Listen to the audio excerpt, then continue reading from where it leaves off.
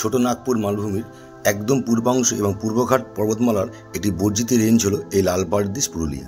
আর আজ আমি এই পুরুলিয়ার অযোধ্যা পাহাড়ের একদিনে বিখ্যাত কিছু দর্শনীয় স্থান রয়েছে যা আমি আপনাদের এই ঘুরে দেখাবো। তবে আপনি যদি অযোধ্যা পাহাড়ে প্রতিটি দর্শনীয় স্থান ঘুরে দেখতে চান তাহলে আপনাকে অবশ্যই একদিন স্টে করতেই হবে। আর নিজেদের 4 চাকা গাড়ি নিয়ে কলকাতা থেকে পুরুলিয়া অযোধ্যা পাহাড় কীভাবে ঘুরবেন এবং কোথায় থাকবেন এবং নিজেরা নিজেদের গাইড হয়ে উঠবেন তাই ভিডিওর মাধ্যমে তুলে ধরা হয়েছে বন্ধুরা। আর যারা বাস বা ট্রেনে আসবেন তারা সমস্ত তথ্য আমার ইনবক্স থেকে পেয়ে যাবেন।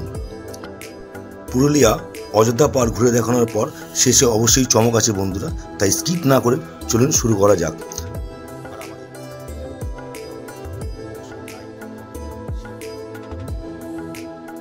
আর আমার এই ভিডিওটি কেমন লাগলো বন্ধুরা তা অবশ্যই কমেন্ট করে জানাবেন।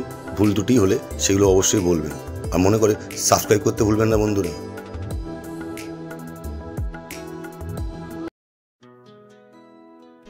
সকাল সকাল বেরিয়ে পড়লাম বন্ধুরা বৃষ্টি মাথায় নিয়ে পুরুলিয়ার উদ্দেশ্যে। বর্ষায় পুরুলিয়ার প্রকৃতি ও তার সৌন্দর্য দেখতে আমাদের প্রথম গন্তব্যস্থল হলো পুরুলিয়া বরন্তী। কলকাতা থেকে বরন্তী প্রায় 255 কিলোমিটার রাস্তা। কলকাতা থেকে পুরুলিয়া যেতে আনুমানিক ঘন্টা 6 লাগবে বন্ধুরা। এটা আমি আমার পুরনো অভিজ্ঞতা থেকে বলছি।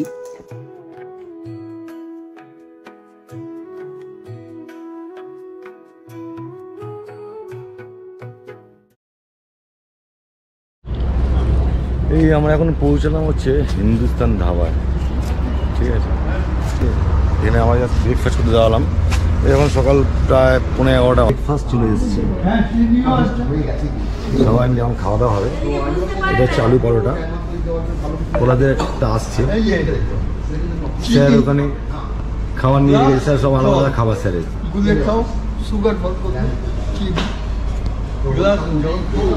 ওরা অর্ডার করেছি ধোসা, ওরা ধোসা খেতে খুব ভালোবাসে। আর ওদের আসছে অমলেট, তাই তো। সকালে জল খাবার খেয়ে আবার বেরিয়ে পড়লাম বন্ধুরা। দুর্গাপুর হাইওয়ে ধরে আমরা এখন চলেছি বরন্তীর উদ্দেশ্যে। তবে আমরা যে রাস্তাটা দিয়ে যাবো বন্ধুরা সেটা হচ্ছে রঘুনাথপুর হয়ে রানীগঞ্জ হয়ে সালতরা মির্জিয়া রোড ধরে আমরা পৌঁছাবো হচ্ছে আমাদের মূল গন্তব্যস্থল হচ্ছে বরন্তী। তা এখন চলেছি জঙ্গলের মধ্যে দিয়ে। বরন্তী প্রায় চলেই এসেছি বন্ধুরা।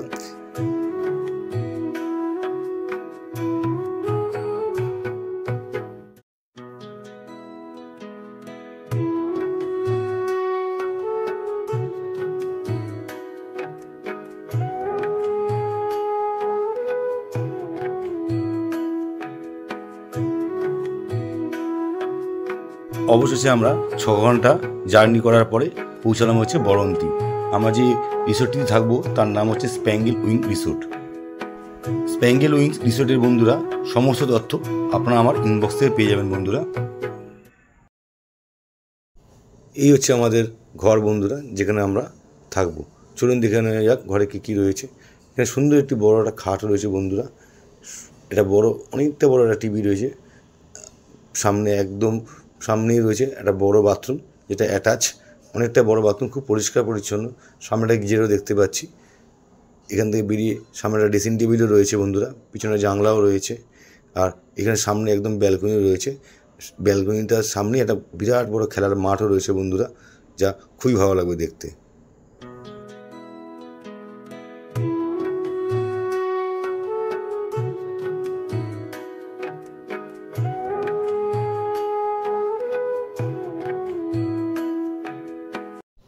ওই দিনই দুপুরে খাওয়া দাওয়া করে বিকেলবেলায় বেরিয়ে পড়লাম বরন্তী লেকের উদ্দেশ্যে।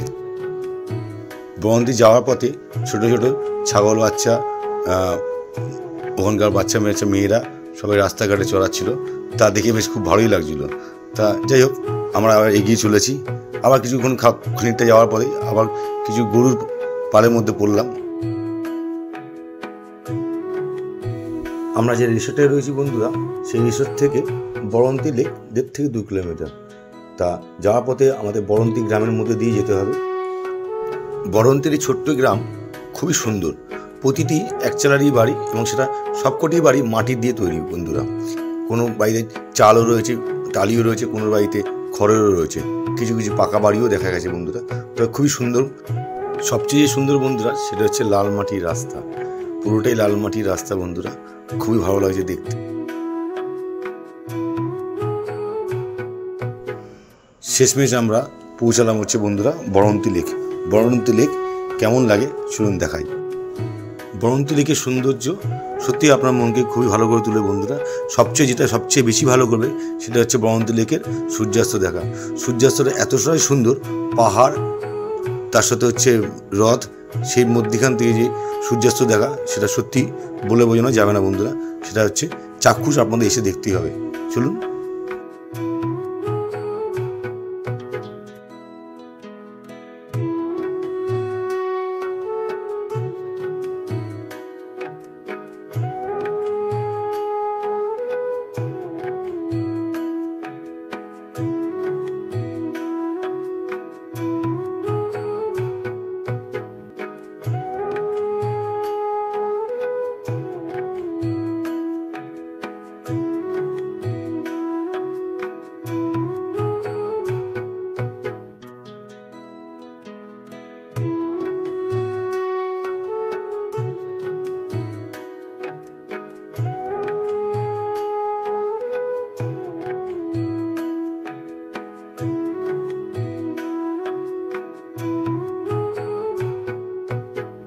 বরন্তী থেকে গড়পঞ্চকোট 13 কিলোমিটার দূরে অবস্থিত বন্ধুরা। খুব বেশি হলে আধ ঘন্টার সময় লাগবে। রামচন্দ্রপুর রঘুবীর ছোলাবাড়িয়া হয়ে গড়পঞ্চকোটে পৌঁছে গেলাম সকাল সকাল। পশ্চিমবঙ্গের পুরুলিয়া জেলায় পঞ্চকোট পাহাড়ের কোলে অবস্থিত হচ্ছে গড়পঞ্চকোট। এটি হচ্ছে একটা প্রত্নস্থল। শিখর রাজবংশের রাজধানী ছিল এই হচ্ছে গড়পঞ্চকোট। এই গড়পঞ্চকোটের অধিকাংশ স্থাপত্য এখন বর্তমানে ধ্বংসপ্রাপ্ত। এই স্থানে কয়েকটি মন্দিরও রয়েছে বন্ধুরা, যার মধ্যে অন্যতম মন্দির হল রাস মন্দির বন্ধুরা। এই মন্দিরস্থলে রয়েছে রাধাকৃষ্ণের মূর্তি। নিয়ম করে প্রতিদিনই পূজা অর্চনা হয়ে থাকে বন্ধুরা। এই মন্দিরটি সম্পূর্ণ টেরাকোটা দিয়ে তৈরি বন্ধুরা। 1872 খ্রিস্টাব্দে জে.ডি. বেগলার গড়পঞ্চকোট ভ্রমণ করে আঁক দুয়ার, বাজার মহল দুয়ার, খড়িবাড়ি দুয়ার এবং দুয়ারবাদ নামক 4টি তোরণের বর্ণনা করেন। দুয়ারবাদ ও খড়িবাড়ি দুয়ারের গায়ে উৎকীর্ণ লিপিতে মল্লরাজ বীর হামিরের নামে উপস্থিতি লক্ষ্য করেন, যা থেকে প্রমাণ পাওয়া যায় পঞ্চকোট রাজ্য মল্লভূমির অধীনস্থ হয়েছিল। এখানে একটা ভালো রিসোর্ট, এটা ক্যাফেটেরিয়া আছে এখানে একটা সুন্দর। ওয়াচ টাওয়ারে উঠছি, অনেকটাই উঁচু অবশ্য। দেখা যাক উপরে উঠে কি পাই। এটা ওয়াচ টাওয়ারে উঠলাম। ওয়াচ টাওয়ার থেকে উঠে অনেকটা উপরে। অ্যাকচুয়ালি বেশি উপরে উঠলে মাথা ব্যথা আমার ঘোরে, তাও সাহস করে উঠলাম। সুন্দর সিনিক বিউটি আছে, দারুণ। আসানসোলের দুর্গাপুরের এটা তাপবিদ্যুৎ কেন্দ্র, ওই দূরে ধোঁয়া উঠছে দেখা যাচ্ছে। ছোটো একটা পুকুর রয়েছে, সুন্দর লাগছে, বেশ দারুণ দৃশ্য। কষ্ট করে উঠে সার্থক পেলাম। এই পিছনে পাহাড়টা রয়েছে সুন্দর। নিচে ভদ্রলোক ঘাস কাটছে। Beautiful place.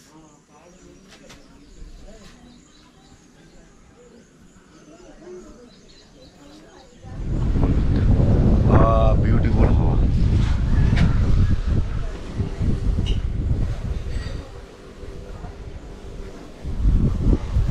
আবার আমরা যাত্রা শুরু করলাম বন্ধুরা। এর পরের স্থান হচ্ছে, চলো দেখে নেওয়া যাক, জয়চণ্ডী পাহাড়। এই এখন এসে পৌঁছলাম জয়চণ্ডী পাহাড়, যেখানে হচ্ছে সত্যিদায়ের সিনেমা হীরক রাজার দেশে। এখানে কিছু শুটিং আছে বাংলা বইয়ের। ওই সত্যিদায়ের মঞ্চ লেখাই রয়েছে দূরে, মঞ্চটা সত্যিদায়ের মঞ্চ। আমি আগেও এখানে এসেছি। এখানে একটা উপরে একটা বজরংবলী মন্দির আছে সুন্দর।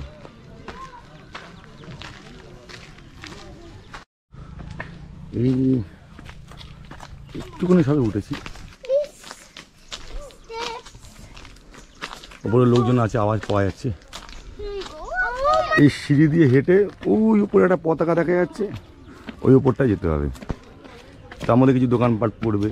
ছোট্ট একটা দোকান, খুব সুন্দর দোকানটা, ভালো রোদ উঠেছে, আকাশ পুরো নীল হয়ে রয়েছে।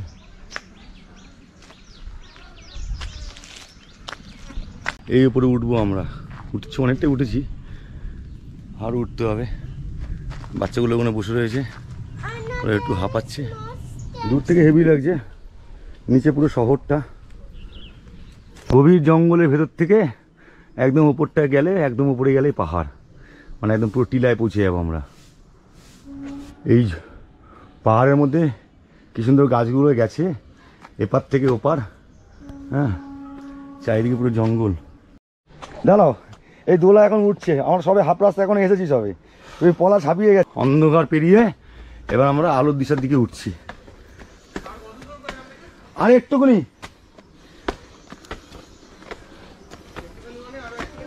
আর একটুখানি বাকি।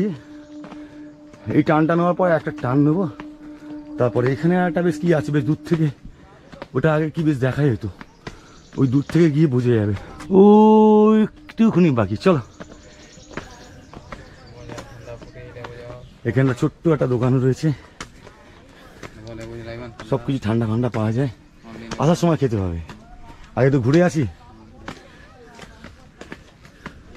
আরে একটুকুনি বাকি, ওই যে মন্দির দেখা যাচ্ছে, আমরা উঠলেই মন্দির, ঠিক আছে। এখান থেকে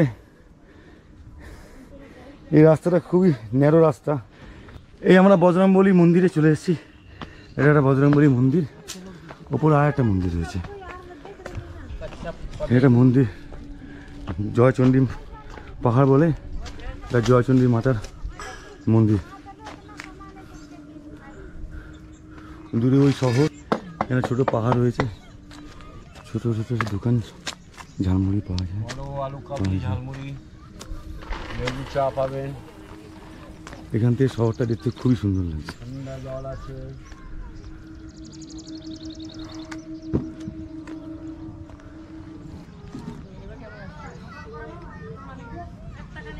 দূর থেকে একটা ট্রেনের আওয়াজ আসছে, পু পু ঝিকঝিক করে করে, ওই দূরে ট্রেন যাচ্ছে, জানি না দেখা যাচ্ছে নাকি, ছোট এতে বড় হলে বুঝতে পারবো। ওই যে দূরে ট্রেন যাচ্ছে, সাদা নীল লাল লাল টাইপের, ওই জঙ্গলের মধ্যে ঢুকে গেল এবারে ট্রেনটা। জয়চণ্ডী পাহাড়ের পেছন দিকটা ট্রেনের আওয়াজটা আসছে, সুন্দর, কত দূর থেকে ট্রেনের আওয়াজটা আসছে, বিউটিফুল লাগছে। এটা নিচে পুরো শহরটা। জয়চণ্ডী পাহাড় হচ্ছে ছোটনাগপুর মালভূমির সবচেয়ে নিচু ধাপে অবস্থিত বন্ধুরা। পশ্চিমবঙ্গের পুরুলিয়া জেলায় এটা হচ্ছে অবস্থিত। বেশ কয়েকটি পাহাড় নিয়ে এটা গঠিত। প্রতিটি পাহাড়ের নিজস্ব নাম আছে, যেমন যোগীডাল, চণ্ডী, ঘড়ি, শ্রীজন্য, রাম সীতা প্রভৃতি। রঘুনাথপুর থেকে 3 কিলোমিটার দূরে অবস্থিত এটি হচ্ছে পর্যটন কেন্দ্র বন্ধুরা। আবার আমরা বেরিয়ে পড়লাম বন্ধুরা, এবার চললাম হচ্ছে অযোধ্যা পাহাড়। তা অযোধ্যা পাহাড় যাবো কী করে সেটা হচ্ছে আপনাদের যেতে দিয়ে আমি বলে দিচ্ছি। বঙ্গবাড়ি হয়ে রঘুনাথপুর হাইওয়ে ধরে দামদা ব্রিজ পার হয়ে লক্ষ্মণপুর হয়ে অযোধ্যা হিলে এবার আমরা পৌঁছাবো বন্ধুরা। অযোধ্যা পাহাড়ের মূল আকর্ষণ হচ্ছে আপার ড্যাম। জয়চণ্ডী পাহাড় থেকে আপার ড্যাম এর রাস্তা হচ্ছে 76 কিলোমিটার বাই রোড। আর একটি গুরুত্বপূর্ণ তথ্য দিয়ে রাখি বন্ধুরা, সেটা হচ্ছে পুরুলিয়া স্টেশনে নেমে ওখান থেকে একটা গাড়ি নিয়ে নেবেন, 4 চাকা গাড়ি বা ইনোভা। যদি এরম দশের গাড়ি নিতে চান তাহলে মোটামুটি আনুমানিক একদিনের ভাড়া পড়বে 4000 থেকে 4500 টাকার মধ্যে, যা আপনাকে একদিনে অনেকগুলো দর্শনীয় স্থান ঘুরে দেখাবে বন্ধুরা।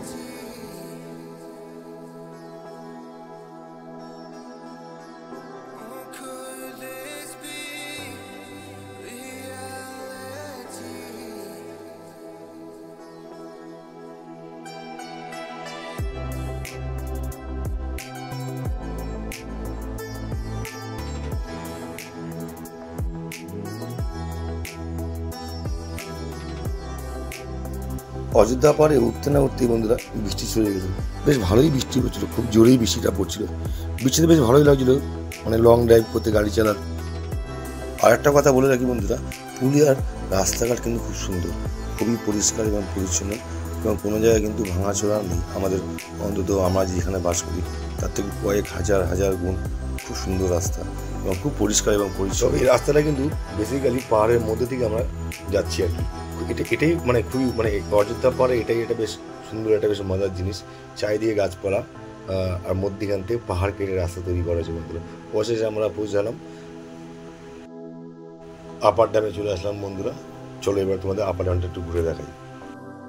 পুরুলিয়া আপার ড্যাম হলো বন্ধুরা পুরুলিয়া পাম্প স্টোরেজ প্রজেক্ট। এই জলাধার যা অযোধ্যা পাড়ে অবস্থিত একটি পাম্প স্টোরেজ জলবিদ্যুৎ কেন্দ্র। আপনার ড্যাম উঁচুতে অবস্থিত আর লোয়ার ড্যাম হচ্ছে নিচে অবস্থিত বন্ধু। কিস্তবাজার নালা থেকে যে জলটা আছে সেটা ধরে রাখে বন্ধুরা, যা হচ্ছে এটা মৌসুমি স্রোত বলে আমরা জানি। আপার ড্যাম্পের যে প্রকল্পটা আছে বন্ধুরা, এটা সবার জেনে রাখা উচিত। এই প্রকল্প থেকে আমরা 900 মেগাওয়াট বিদ্যুৎ সরবরাহ করি।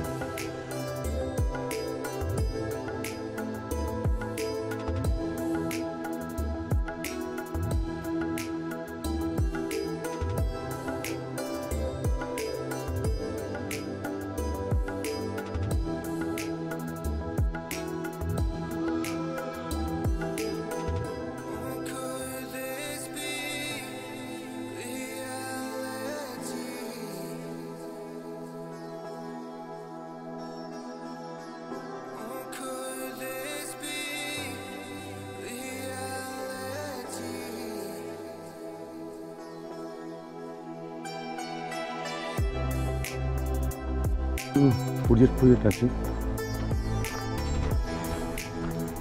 থাকে না লোকজন। এখানে ড্যাম্পে একটা যে জায়গা না আছে ওটা দেখতে যাচ্ছি। এইটা হচ্ছে বাঁধ, আমরা বাংলা ভাষা বলি বাঁধ। এটা হচ্ছে এই জায়গাটা।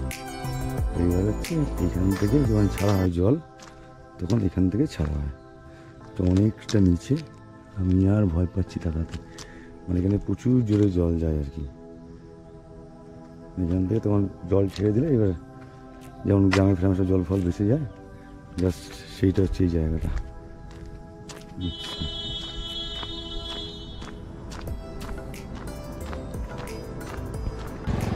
এইখান থেকে জলগুলো বেরোয় যখন জল ছাড়া হয়, কত লেভেলে জল ছাড়া হয়, কত লেভেল জল ভরে আর কি। আর এখান থেকে সব জলগুলো বেরোয়, বেরিয়ে সব এখান দিয়ে পাস হয়ে যায়। দুধ দিয়ে করায়, হ্যাঁ বিভৎস, কত পরিমাণ জল থাকে আর কি, সেটাই ভাবছি। আমরা এখানে যাওয়া অযোধ্যা হিলটপ বলে একটা জায়গা, হিলটপ। এখানে রেস্টুরেন্ট, স্থানীয় রেস্টুরেন্ট, এখানে খাবো।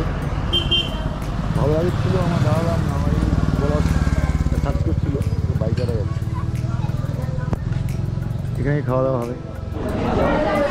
হচ্ছে দুপুরের লাঞ্চের খাবার, ডাল ভাত, আলু ভাজা, পাঁপড়, সোয়াবিন, দই আছে, আলু পোস্ত আছে, পুরো গরম গরম খাবার।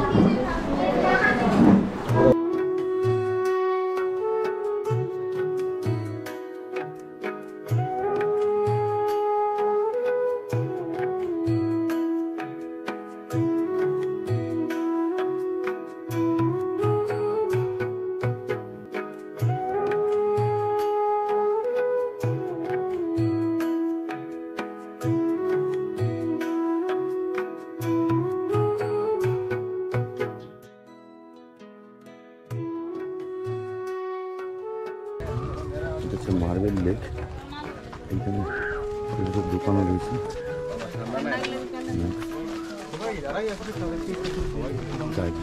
তর্পণিয়া হ্রদ স্থানীয়ভাবে মার্বেল হ্রদের নামে পরিচিত, দ্বারা সৃষ্ট অবাস্তব পরিবেশ, যা একসময় খোলা খনি ছিল।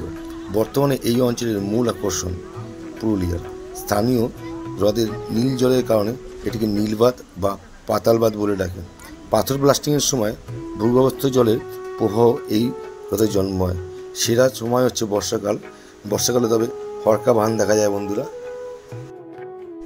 এটি হচ্ছে বাঘমুন্ডি জল উত্তোলন কেন্দ্র। বাঘমুন্ডি জল উত্তোলন কেন্দ্রের পাশে কিছুটা পাহাড় দিয়ে পুরো এলাকাটা পুরো মানে ঘেরা, আর চারিদিকে সবুজ আর সবুজ, খুবই ভালো লাগে।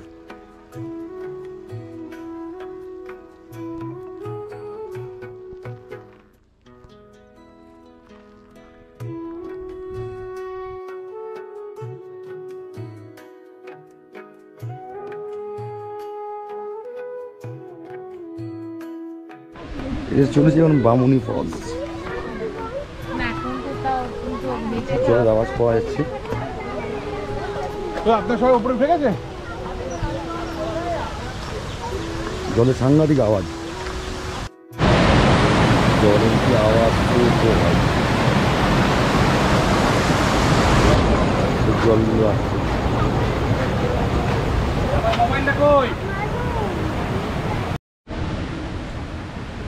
এখন আমার নামছি হচ্ছে বাঘমুন্ডি ফলস। নিচে বোঝা যাচ্ছে আবার জলের প্রচুর জলের প্রচুর প্রচুর লোকজন এসছে, ভালোই লোকজন এসছে। না না ওটা দিয়ে যাচ্ছে, ওটা দিয়েও যাওয়া যাবে, সম্ভব না। এটা ভালো বেশ, এখান থেকে যাচ্ছি জঙ্গলের মধ্যে দিয়ে, তো রিক্সি আছে, যাচ্ছি প্রচুর জলের আওয়াজ পাচ্ছি, এই জঙ্গলের মধ্যে দিয়ে যাচ্ছে। এটা বিরাট এক্সপিরিয়েন্স। আরে সারা জলটা ওখানে দেখা যাচ্ছে, ওই জলের পথটা বিউটিফুল।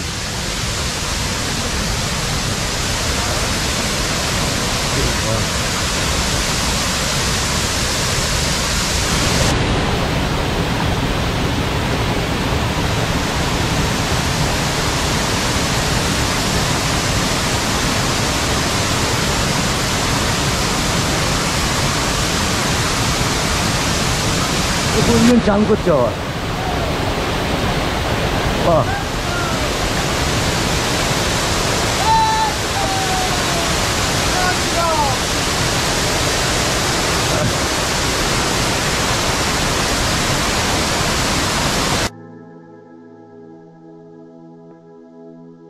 আমি ভিডিও শুরুতে প্রথমেই বলেছিলাম বন্ধুরা, একটা চমক আছে।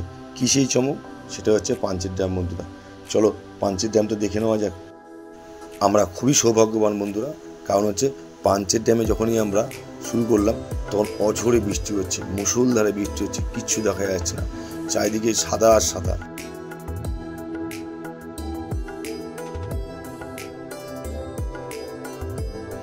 পাঞ্চেত বাঁধ হলো ডিভিসির দ্বারা পাঞ্চেত পাহাড়ের পদদেশে নির্মিত প্রথম পথে 4টি বহুমুখী বাঁধের শেষ বাঁধ হচ্ছে এটি। ভারতের ঝাড়খণ্ড রাজ্যের ধানবাদ জেলার পাঞ্চেতে দামোদর নদীর জুড়ে নির্মিত হয়েছিল এবং 1959 সালে বাঁধটি চালু করা হয়েছিল। দামোদর নদ ঝাড়খণ্ডের ধানবাদ জেলার এবং পশ্চিমবঙ্গের পুরুলিয়া জেলার মধ্যবর্তী সীমানা যা গঠন করে। পাঞ্চেত বাঁধটি আসানসোল থেকে 20 কিলোমিটার দূরে অবস্থিত। রঘুনাথপুর থানার অন্তর্গত তেলকুপি গ্রামটি পাঞ্চেত বাঁধ নির্মাণের সাথে ডুবে যায়। তেলকুপি ছিল তিলকম্পা রাজ্যের রাজধানী, যার মধ্যে সম্ভবত পঞ্চকোট রাজত্ব ছিল।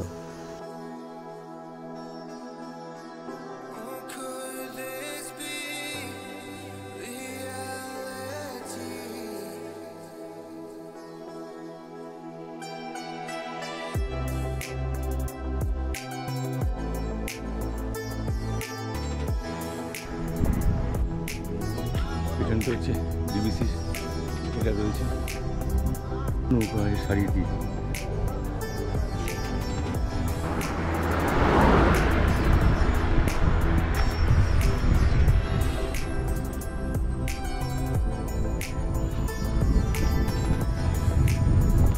বৃষ্টির মধ্যে চলেছি, হ্যাঁ বৃষ্টি পড়ছে ভালো। ওরা সবাই, আমি একটা ভাঙা ছাতা নিয়ে চলেছি। এখানে দোলা বলে কোথায় নামা যায়, দেখা যাক কোথায় যাওয়া যায় আমি জানি না। এটা হচ্ছে এটা হচ্ছে পাঞ্চেত ড্যাম, ঠিক আছে। তার সব কটা গেট মনে হয় খোলেনি, 2-3টে গেট খুলেছে, ঠিক আছে। বিউটিফুল লাগছে। ড্যাম্পে ডিবিসি জল ছেড়েছে, এখানে একটু বৃষ্টিটা কমেছে।